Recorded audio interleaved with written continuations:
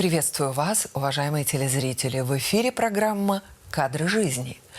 У нас в гостях талантливая певица, педагог, ведущая артистка Белорусского государственного академического музыкального театра Наталья Дементьева. Играть, танцевать, совмещать это все, чтобы это было еще красиво. И так, чтобы народ сказал «класс», и чтобы не видно было работы на лице. Где я, где мяч? Ну, я музыкой займусь, я музыкант. А мне кажется, или какие-то посторонние звуки в нашей студии. Вы ничего не слышите? Это что такое оперетта? Это сказка для взрослых. Ну, Ната, это профессионализм. Раз ты не забыла слова, когда ты чуть не убилась, пошла там где-то что-то. Ну, говорю, ну, народу нравится. Слушаю сегодня комплиментов. Спасибо. Наталья Дементьева родилась в Витебске. Там же в 1998 году окончила Витебское музыкальное училище по специальности хоровое дирижирование. Затем продолжила учебу в Белорусской государственной академии музыки по специальности пение. Педагог, народная артистка Беларуси Любовь Каспорская. А также в Белорусской государственной академии музыки прошла ассистентуру-стажировку. Большой опыт работы на сцене Наталья Дементьева получила, гастролируя в составе хоровых коллективов Белорусской государственной академии музыки. Как артистка хора и солистка принимала участие в многочисленных международных хоровых конкурсах в Италии, Франции, Испании. В Белорусский государственный академический музыкальный театр молодая артистка пришла в 2002 году. Ее дебютом на сцене музыкального стала главная роль Адетты Даримонт Баядера Имре Кальмана, за которой последовали и другие ведущие партии в спектаклях классического и современного репертуара. Наталья Дементьева – лауреат международных конкурсов вокалистов, обладатель медали Франциско Скорины. Наталья, рады приветствовать в нашей студии. Спасибо большое. Я тоже очень рада находиться здесь. Я знаю, что вы родились в Витебске. Вы часто возвращаетесь? Мама живет в Витебске, Каждый да? год. Летом, что бы ни было, я стараюсь приехать к маме в Витебск обязательно. Это родина. Это детство, это полжизни, это корни, это мама. Как это описать словами? Это невозможно описать. Какие самые любимые места в городе? Ну, во-первых, это место моего рождения, там, где я родилась, улица Чкалова. Это все рядом с площадью Победы. Это центр города, где я училась. Я еду туда отдыхать от всех. Это родина, это малая родина, это любимое место на земле. Это место силы для меня. Мой город, пригород, где у меня находится бабушка, дача. Это то, где я набираюсь сил, правда, где я отдыхаю душой, телом.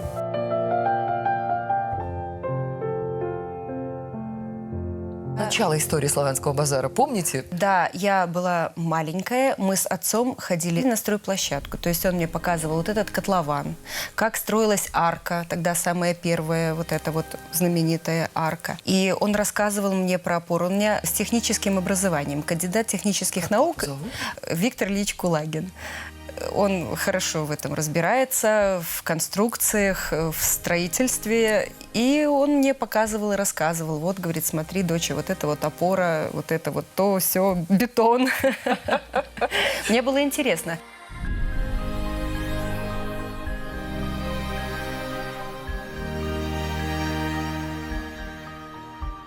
Вот она, эта арка, которая была построена первой. И о строительстве, которое мне рассказывал отец. В те годы это было так грандиозно, у нас не было таких строений тогда в Витебске. Вот этого всего не было ни пирамид, ни вот этой башни. Был вот этот дом Квитней Беларусь и вот эта огромная арка в этом котловане. Я смотрела этими детскими глазами, мне было, ну, вот как колоссальное какое-то строение.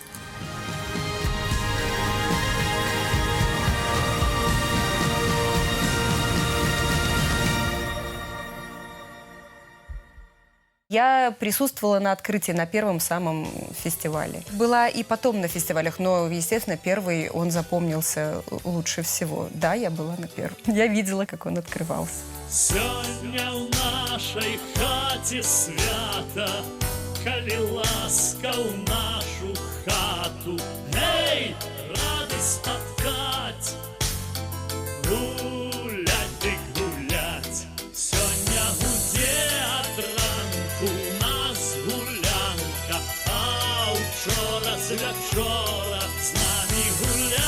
хто хоче, хоть до ночи, хто отгулял, спочивай. Вы бывали на концертах Славянского базара как зритель, а выступать приходилось? Я выступала на сцене в сводном хоре музыкального училища Витебского. Тогда там была какая-то концертная программа, я уже не вспомню, но что-то было приурочено ко Дню Победы. И да, мы пели на сцене. Вот этот вот огромный зал, и ты стоишь на сцене. Это было так потрясающе. Ты когда-то сидела вот в зале, смотрела на то, как выступают на этой сцене, а тут ты стоишь на этой сцене. Это было очень волнительно и очень приятно, конечно. Но потом уже расстроили его, видите, трибуны появились сверху, и вот эта вот крыша. Я тоже, когда увидела эту крышу, я подумала, боже мой, какое огромное сооружение. Люблю это место. Наталья, скажите, пожалуйста, где вы получили среднее образование? В Витебском музыкальном училище. Ныне это колледж. Но тогда он назывался еще музыкальное училище. Мне помогло на моем жизненном пути, в моей профессии образование именно хоровика-дирижера. Да, там есть какие-то моменты голосовые, именно технические моменты. Они не такие, как у вокалиста. Мне пришлось переучиваться. У меня была зажата гортань, звуковедение не то, дыхание. Есть именно технические моменты. Но я их, слава богу, преодолела. Но за образование я благодарю своих педагогов. Суворов Александр Михайлович. Я считаю его вообще крестным отцом в музыкальном образовании. Потому что школа, школа – это школа музыкальная. Хотя я училась в 33-й музыкальной школе. Это школа с хоровым уклоном. Там знаменитый хор мальчиков был. Грязнов управлял. Они тогда гастролировали по ближнему и дальнему зарубежью. Вообще, это одна из лучших музыкальных школ в Витебске. Далее, когда я закончила, мне говорили о том, что тебе надо поступать на вокальное отделение Минской консерватории. Я поехала прослушиваться. Да, я приехала в 98 году на прослушивание в Минск. После небольшого, уютного Витебска мне Минск показался таким ритмичным, таким быстрым. Я, можно сказать, растерялась и потерялась. Да, мне было уютно там. Но я приехала прослушиваться к народной артистке Республики Беларусь Любови Константиновне Каспорской. Я попала к ней случайно на прослушивание. Я должна, может быть, была попасть к другому человеку, но Господь так распорядился, что я попала на прослушивание именно к ней. Она послушала меня, сказала, да, есть проблемы, но давайте будем поступать на подготовительное отделение, потому как я, учившись на хоровом, у меня не было такой вокальной подготовки, чтобы поступить сразу на первый курс основной консерватории, вокальный курс. Я поступила на ПО. Тогда на платное, желающих было много, и было больше мальчиков взято, чем девочек. Да, мальчикам отдается приоритет, потому что не каждый мальчик пойдет в музыканты, как это говорят, в искусство. Но через полгода мне повезло, меня за успехи, скажем так, меня перевели на бесплатное отделение. И к концу второго курса ПО я уже участвовала в конкурсе «Убельская ластовка». И я там получила первую премию лауреатства в младшей категории, которая считалась училищем, потому что подготовительный курс, это считается еще как бы училище. И мне посчастливилось поступить без экзаменов. Получив хорошую оценку, я не сдавала другие экзамены. Как лауреат конкурса я имела право поступления без экзаменов. Наталья, мы нашли редкие кадры, которые вы, возможно, даже никогда не видели. Давайте посмотрим на наш экран. Возможно. Проработав 10 лет уже, я поступила в ассистентуру-стажировку в консерватории в класс Нижниковой Тамары Николаевны. Крестная мама в искусстве, в пении, в вокальном искусстве – это Любовь Константиновна. Я ее так и называла, моя вторая мама, потому что она мне дала дорогу в жизнь, она дала мне профессию. К окончанию ассистентуры я получила первое свое звание заслуженной артистки. И мне предложили понемножку работать на педагогической работе в консерватории. Сначала с маленькой нагрузкой, потому что сочетать это было сложно. И, кроме того, я не оставляла свою исполнительскую работу. И так постепенно приобретала опыт. Это вы же в кадре. Это я. У рояля. Это я. Господи. Мне тогда, ну, это, наверное, 21-22 года. Я думаю, что... Да, 22 года. Господи, как это давно все было.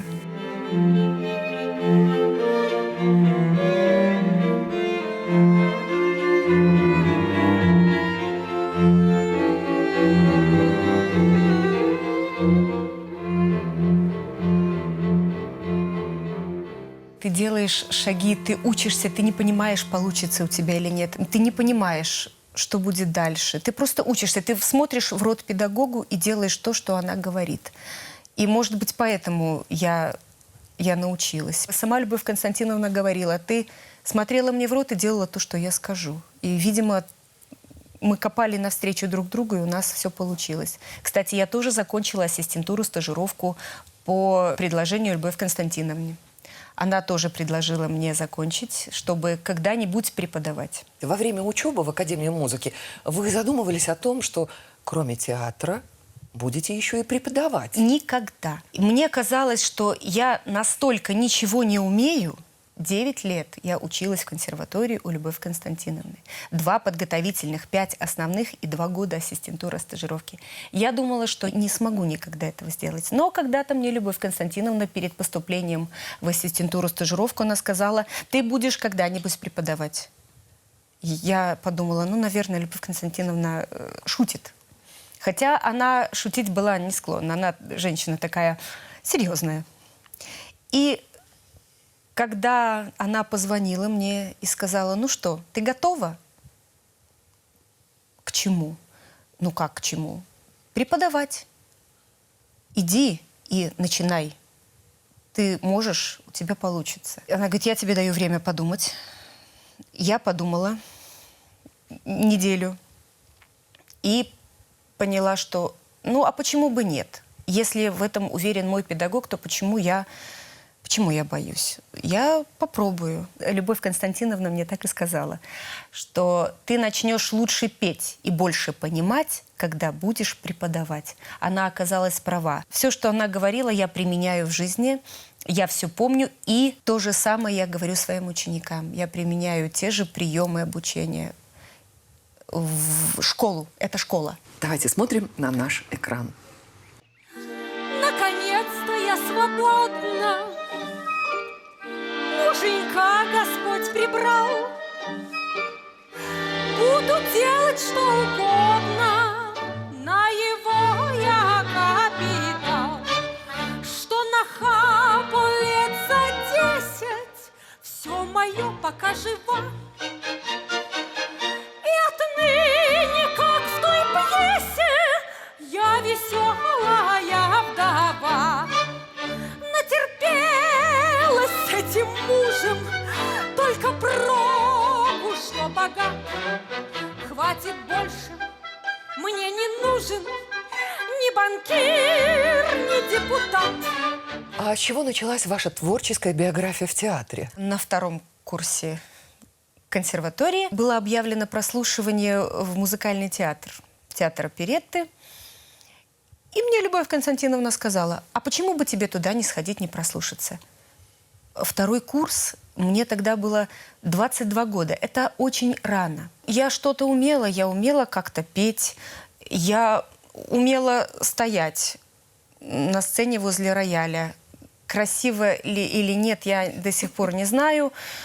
Но я не умела ничего. Мне сказали: ну, вы понимаете, вы еще такая зеленая. Мне предложили, может быть, в хор. Я говорю: да, возьмите, тем более, что много моих знакомых из консерватории работало в хоре музыкального театра. Я говорю: хорошо, я пойду в хор.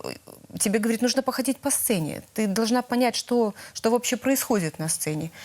И вот с этого все началось. Первый раз на сцену меня вывела Анна Дмитриевна Моторная, ныне известнейший белорусский режиссер. Она тогда была хормейстером. И вот она говорит: а, не бойся, Наташка, пошли.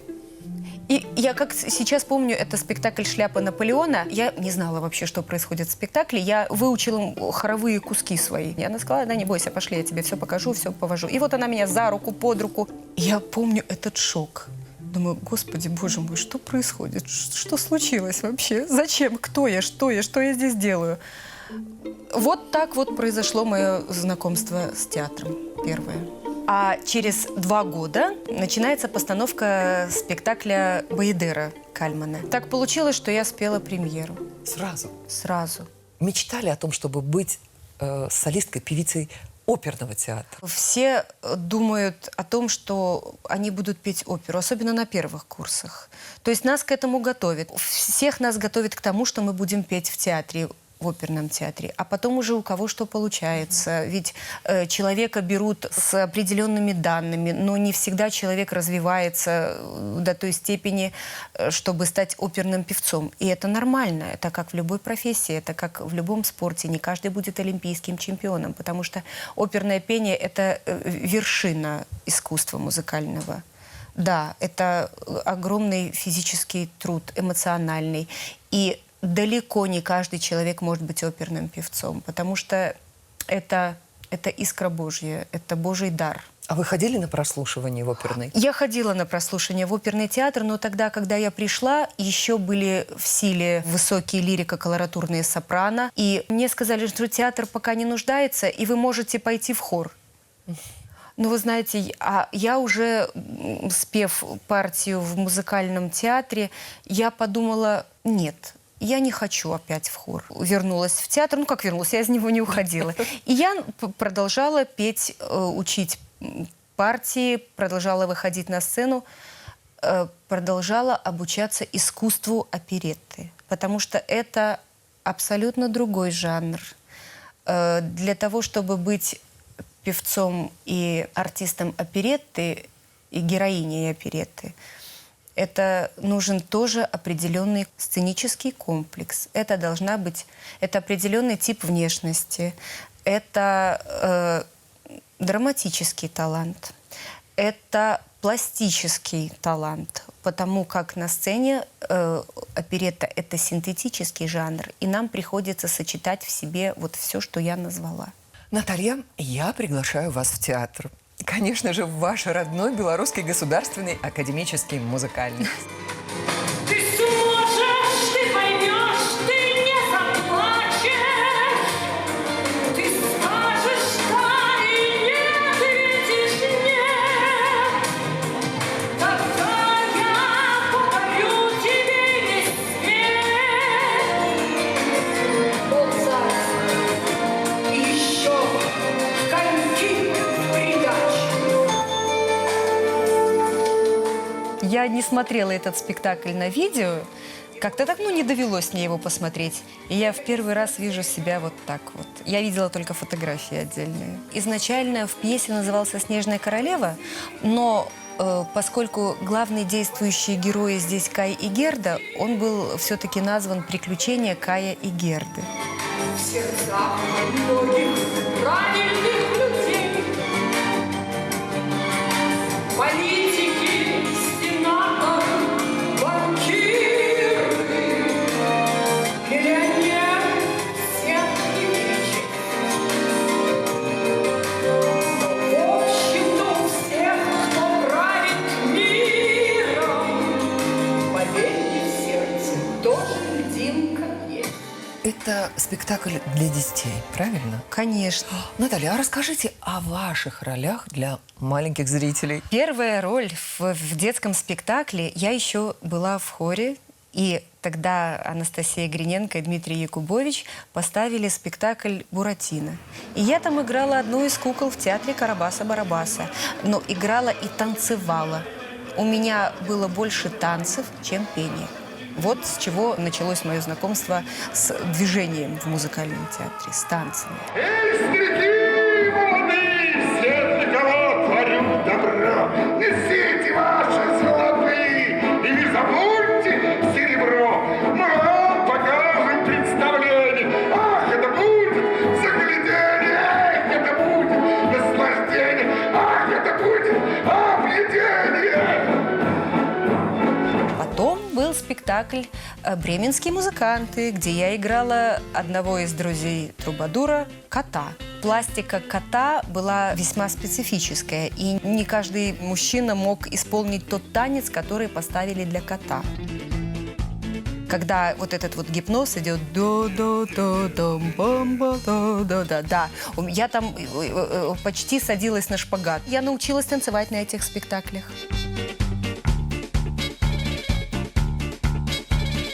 Ребенка трудно обмануть. Дети очень тонко чувствующая публика, да. И, конечно, детские спектакли добро всегда побеждает зло, да. Все злые герои перевоспитываются, они становятся добрыми. Детей нельзя обманывать, правда. Это должно быть умное, доброе, вечное. Вот что такое детский спектакль. Это большая ответственность на самом деле играть перед маленькими зрителями, потому что понравиться им тоже тяжело. А напугать может быть легко, а вот вызвать сострадание, сопереживание. Ну и развеселить, конечно же. Что такое детский спектакль? Это же удовольствие для ребенка. Мы его, развлекая, обучаем. Это принцип детской психологии, принцип обучения ребенка.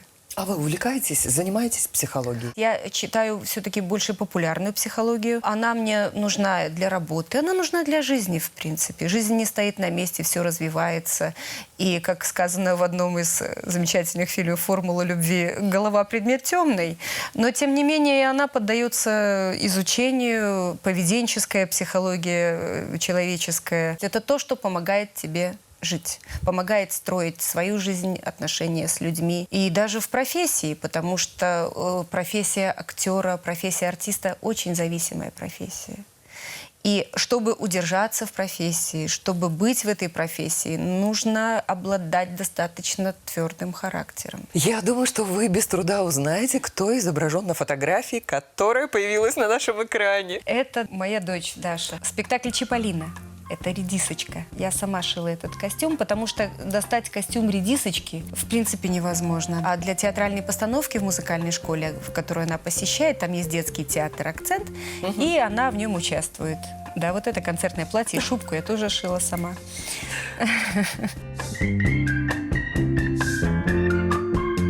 Она посещает музыкальную школу, она занимается в театральной студии при этой музыкальной школе, играет на фортепиано, да, поет. Поет увлеченно, самозабвенно иногда, громко.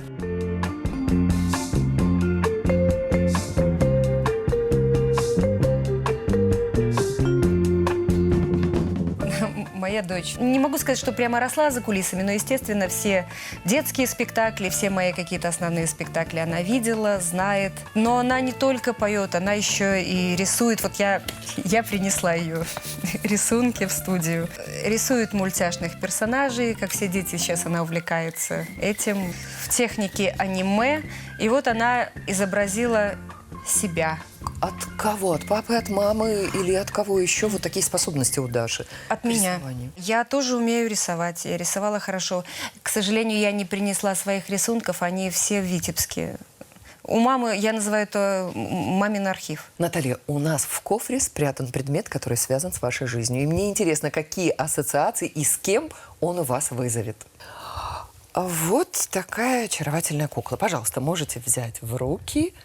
Это дочка. Это наряды, которые она пыталась шить для куклы, прося у меня ткани, потому что у меня есть тоже свой чемоданчик для рукоделия, где всякое есть интересное и красивое. Ну и разноцветные волосы. Разноцветные волосы – это сейчас у молодежи очень... Это вот тоже аниме, это мультяшные персонажи. Костюм редисочки вы шили сами. То есть Да. вы настолько хорошо умеете шить. Кто вас научил? Моя мама Александра Романовна, она получила образование технолог-модельер, она обшивала нас. Естественно, смотря на это, я выучилась сама. И мне было интересно. Вы шьете отлично, выглядите прекрасно. А почему не стали дизайнером одежды или, например, моделью? Да, мне предлагали. Я была на кастинге моделей. Тогда Мне было 20 лет. Я весила еще на 5 килограммов меньше, чем сейчас. Я была достаточно худой.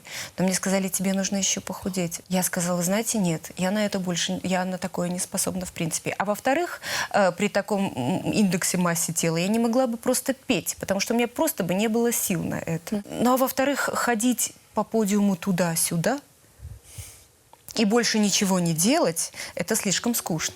И все-таки на одном конкурсе красоты вы были замечены нашими коллегами-операторами. Я предлагаю вспомнить эти кадры.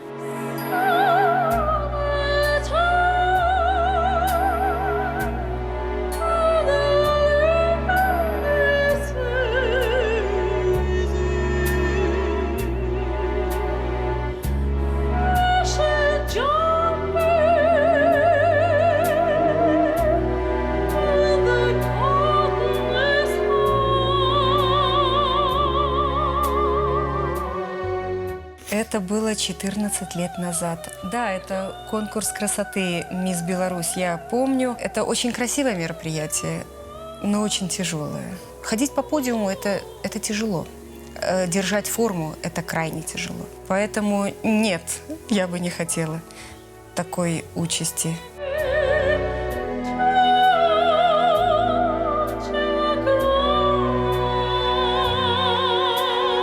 Это классика вокальной литературы, женского вокала. Замечательная песня, любимая. Я ее исполняю на протяжении многих лет, на самом деле.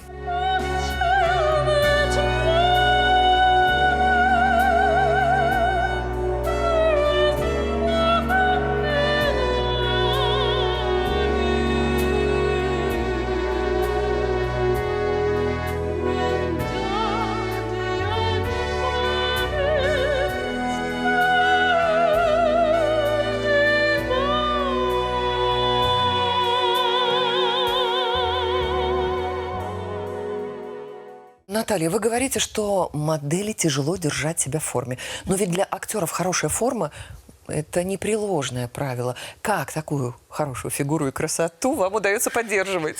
Спасибо большое. У меня высокий и стройный мать с отцом.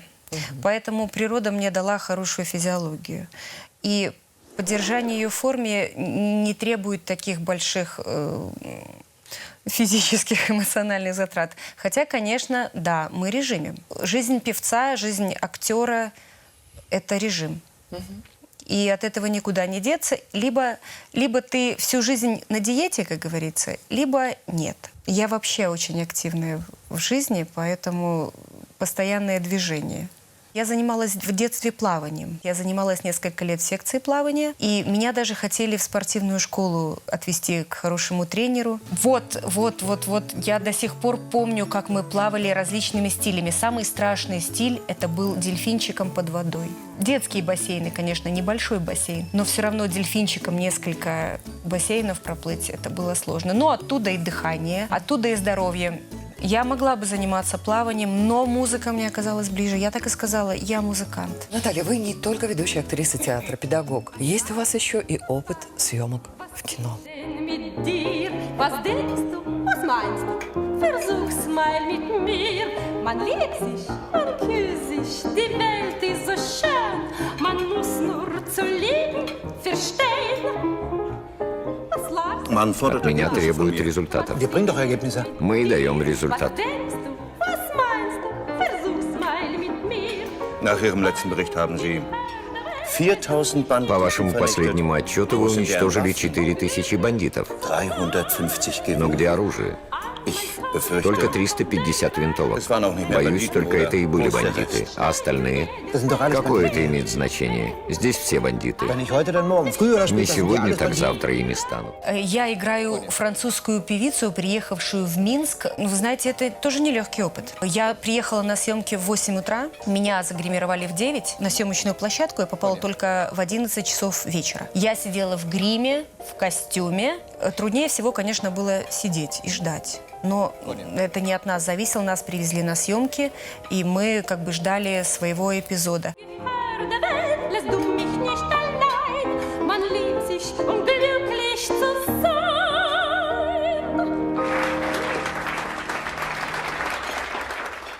Фильм «Охота на гауляйтера» о событиях и судьбах времен Великой Отечественной войны. А как и с кем связано это время в вашей семье? Все мои деды воевали. Слава богу, они выжили. Петр Кузьмич Никитин – это родной брат моей бабушки. Он прошел всю войну, он начал простым солдатом, закончил он капитаном-артиллеристом. Он дошел до Рейхстага и на нем оставил свою подпись тоже.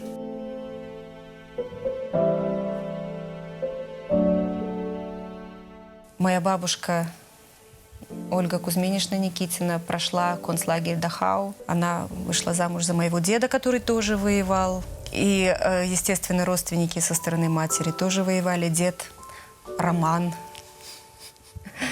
тоже прошедший войну, вернувшийся с войны. Все воевали. Спасибо нашим дедам, спасибо предкам за эту победу, за то, что мы имеем возможность жить на этой земле. Жить свободно. И небольшой музыкальный фрагмент из наших фондов. Каким ты был, таким остался орел степной, казак лихой. Зачем ты снова повстречался? Зачем нарушил мой покой? Свою судьбу с твоей судьбою пускай связать я не могла. Да, это концерт ко Дню Победы во Дворце Республики. Я пою одну из самых замечательных песен в антологии советского кино из «Кубанских казаков». Но ты взглянуть не догадался, умчался вдаль казак лихой. Каким ты был, таким ты и остался, но ты дорог мне такой. А каким было время, проведенное в детстве у бабушек? В вашем детстве? Мое детство – это дача под Витебском. Это Дыманово. Это озеро ледникового периода с двойным дном, у которого дна которого на середине так и не смогли измерить. Глубину так и не измерили. Не измерили. То есть это нужна специальная техника, эхолоты, чтобы измерить эту глубину. Этого не сделали, и поэтому мы всегда говорим «наше озеро без дна». Там проведено детство. И знаете, у нас есть липовые аллеи в Минске. И когда начинают цвести липы, июнь месяц, это для меня запах детства. Это запах бабушкиного чая, это запах дачи. Там росла огромная липа, и мы с нее собирали, дети, липу, вот, цветы сушили и пили потом чай. Вот этот запах для меня – это самый лучший запах. Мне кажется, что в нашей студии какие-то посторонние звуки. Вы ничего не слышите? Встретиться, задача сложная, планета вертится, круглая, круглая, летит планета вдаль, сквозь суматоху дней, легко, легко полюбить на ней. Сидит январская вьюга, и ливни хлещут. Январская вьюга – это, да, это концерт из хитов, кинохитов. Я пела январскую вьюгу, и я пыталась снять манеру певицы. Нина Бродская. Да, я пыталась снять ее манеру, пыталась спеть, как она, а пластику снять Натальи Селезневой, то, как она это делала, когда Якин сидел и смотрел на нее большими глазами, просто ел ее глазами. И вот, ну, естественно, я представляла этот образ.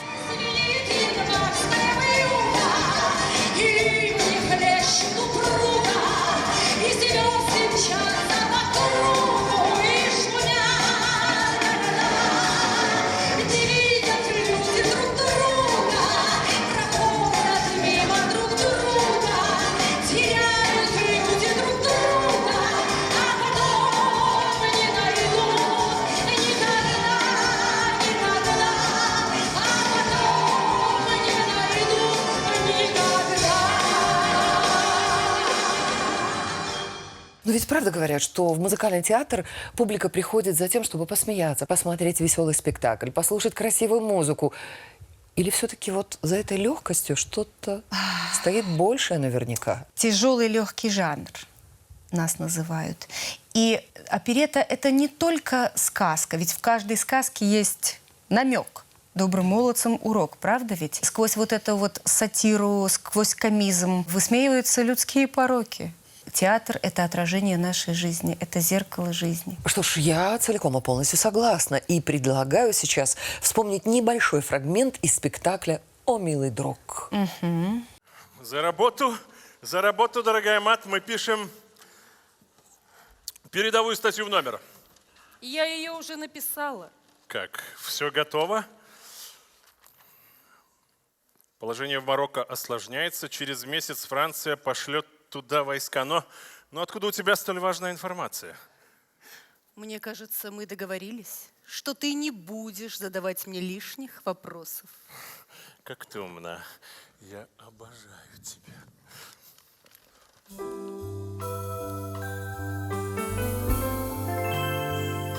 Ги де Мопассан описал вечные темы пороков людских. Это роман о негодяе, идущем ради своих целей по чужим головам. Пороки людские, они неискоренимы, они вечны. И мы со своей стороны пытаемся это показать, пытаемся показать эту порочность этого всего. Но через красоту жанра.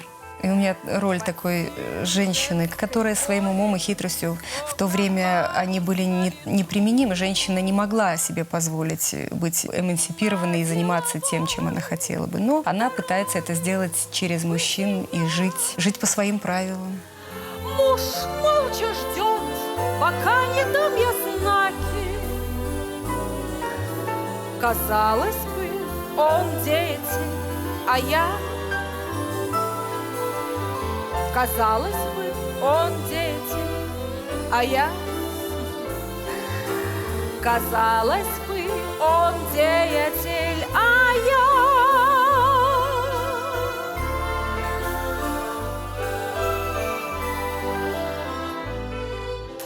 Казалось бы, однако...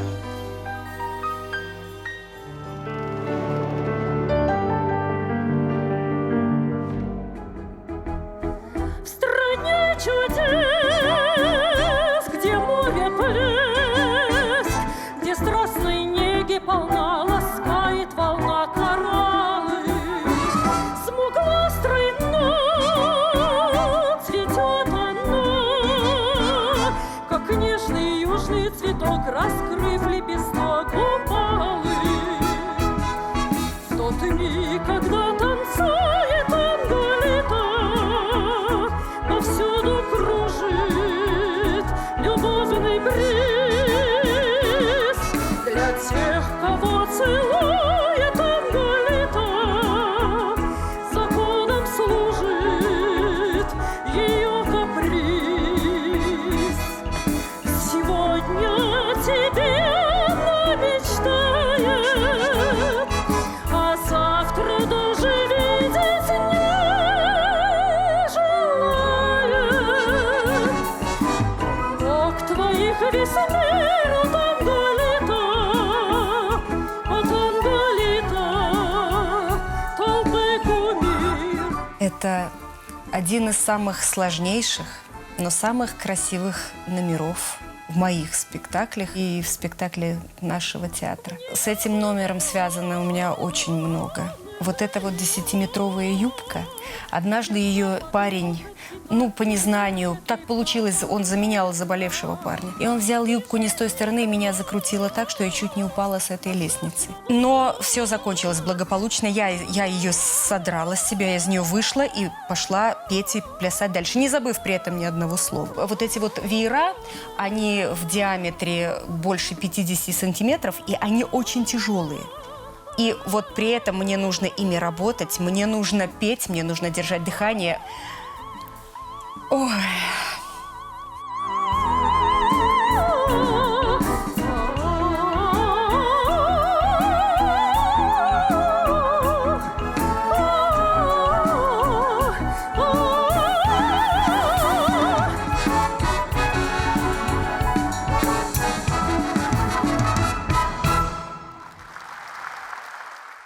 для нового спектакля, придумывают образ. Вот скажите честно, с вами легко работать? Со мной легко работать, если прислушиваться к тому, что я хочу. Потому что я всегда говорю так: на сцене в костюме существовать мне. И поэтому сделайте, пожалуйста, так, как удобно мне. Я не прошу переделывать модель, но если какие-то моменты технологические встречаются неудобные, я об этом всегда говорю. Кстати, свое первое платье на свою первую премьеру «Баидеры» я расшивала сама. Не успевали. Я говорила: давайте я сделаю это сама. И я расшивала свои платья сама. Поэтому первое платье расшито мной. Какой спектакль можно назвать самым любимым или самым знаковым? Самый любимый, и он же знаковый, это «Сильва». Я люблю «Летучую мышь». Я люблю все свои спектакли. Нет ролей, которые я бы не любила. Нет. Нам приходится любить тот материал, который мы исполняем. Даже если он тебе не нравится, ты находишь в нем что-то, и ты его начинаешь любить. Для того, чтобы петь, это должно нравиться. Этим надо жить, а жить можно только тем, что любишь. Абсолютно. Поэтому «Сильва» — это то, что я знаю из детства. Там любовь и развлечение девушкам чужда. Если в сердце нет волнения, мы не скажем «да». Как простор безбрежный море, наше чувство широко. Счастье там найдем и в горе, мы верны ему не споря, даже если сердцу нелегко. Ай-ла-ла, Jesus, и поет. Ай-ла-ла, песнь моя. Хей-о, хей, лишь тому, кто всех верней, кто силы бред, и сердце дай. Да, этот спектакль был поставлен замечательным режиссером Сусанной Юрьевной Цирюк. Он поставлен не классически все-таки, не как классическая оперетта. Он поставлен в стиле кабаре. Видите, кабаре, костюмы, все. Но мне нравится эта эстетика, мне нравятся очень костюмы, мне нравится сама постановка. Классика тоже должна жить. Вот в чем весь фокус оперет. Нельзя переносить ее в наше время. Нельзя Сильву сажать на велосипед, потому что теряется жанр, теряется красота его. Ну и ходульным этот жанр оставлять тоже нельзя. Вот в традициях советских оперет тоже нет. Задача режиссера — подать материал так, чтобы он был нов, свеж и интересен. Это очень тяжелый труд режиссерский. Я снимаю шляпу перед режиссерами, перед замечательными нашими режиссерами, перед Сусанной Юрьевной, перед Анной Дмитриевной Моторной. Это отдельная планета, режиссер.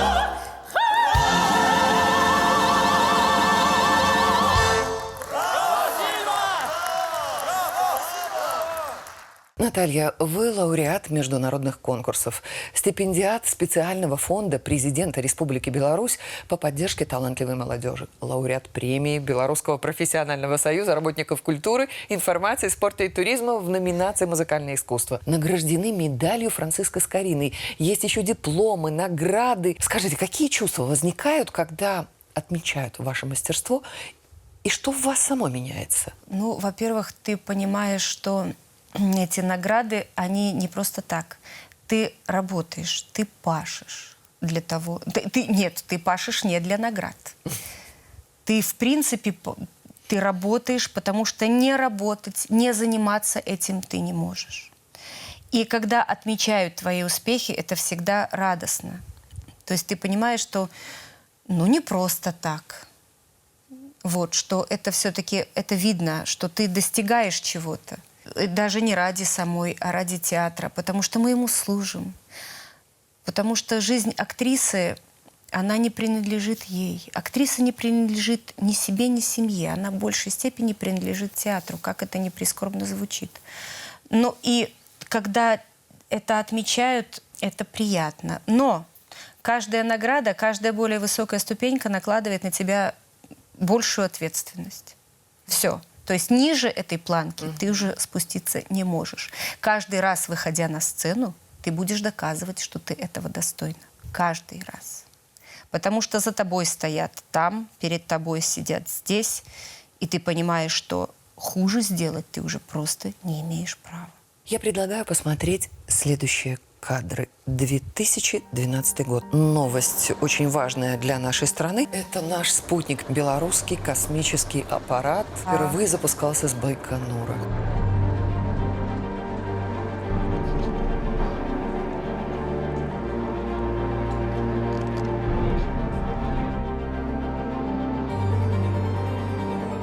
Я тогда подумала, боже мой, ну зачем нам спутник? А потом я прочла, что он весит всего лишь 400 килограммов, но с этих 400 килограммов идет информация в 11 министерств, еще 20 организаций. Вот так вот. Поэтому такой малыш. Малыш, так не только наши организации пользуются белорусскими, но и заграничные. Да. То есть это любой космический аппарат, это информация не только для какого-то конкретного. Это для информация, в общем-то, для всех. На сегодняшний день им заработано 26 миллионов долларов.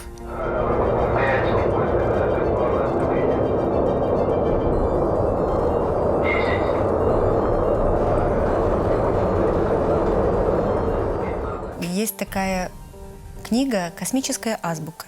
В детстве я ее прочла. Я знала, как устроена ракета, что едят космонавты. Понятно, что это написано для детей, но достаточно понятным языком. И книга была достаточно красочная, и мне это было очень интересно. Все дети, в том числе я не исключение, в детстве мечтали стать космонавтами. Но музыка мне оказалась ближе.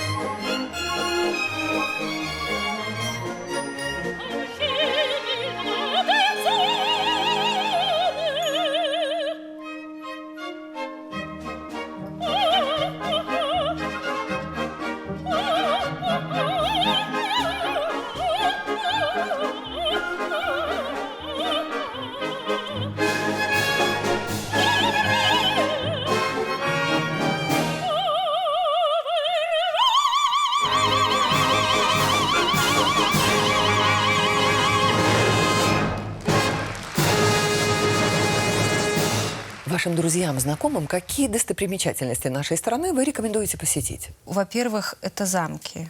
У нас несколько больших отреставрированных замков. Это Мирский, Несвежский, Лидский, Пружанский дворец. Те исторические места, это очень красиво. В Мирском замке у нас проходят концерты постоянно летом. Тоже это реклама и нашему театру, и, в общем-то, республике.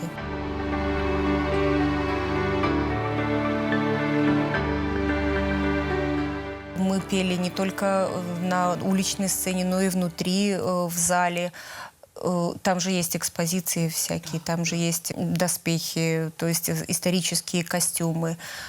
Ну и вообще... Оружие, предметы Оружие, обихода, да, всё. это же здорово. Да. Мне очень нравится. И иногда хочется жить в замке. Наталья, я предлагаю блиц-опрос. Так, давайте. Кто главный в вашей семье? Тот, кто может принять на себя ответственность. Вот так вот. Вы строгая мама. Да. Готовить любите? Я бы сказала, что я люблю готовить, если бы я это делала редко. Где и как любите отдыхать? Я люблю пассивный отдых. Если я отдыхаю, то я лежу как змея. Мечтаете о даче или загородном доме? Хотелось бы, но я физически не потяну просто-напросто. Какую партию мечтаете исполнить? Нету такой партии, которую бы мне очень хотелось исполнить. Вы счастливый человек? Да, я счастливый человек. Каким бы вы хотели видеть будущее вашей дочери Даши? Счастливый, нашедший себя в жизни, в социуме, в профессии. А какие любимые семейные праздники? Новый год – это такой праздник, это елка, это воспоминания из детства. Хочется этой атмосферы праздника, атмосферы ожидания чуда, уюта семейного. Но у нас мы Новый год уже 8 лет, наверное, мы даем концерты в нашем театре новогодние, а мой супруг, он работает главным администратором в нашем театре, Виктор Дементьев, поэтому Новый год мы приезжаем перед Новым годом за час до него. Когда у всех праздник, мы работаем, чтобы создать людям праздник. У вас это очень хорошо получается. Ну, я надеюсь, я надеюсь. Эта программа останется в моей жизни, кадры моей жизни в моей жизни. А мне бы хотелось подарить на память одну из своих любимых детских книг. Это то, с чего началось мое знакомство со страшной сказкой. Вот эта вот книга — это те вечера на хуторе близ Диканьки, которые я читала в детстве и которых я очень боялась.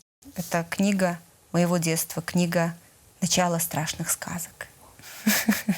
Наталья, я благодарю вас за откровенный разговор, за то, что вы сегодня были нашей гостьей, поделились вашими воспоминаниями. И я смею надеяться, что мы удивили вас теми фрагментами, которые подготовили к нашей встрече.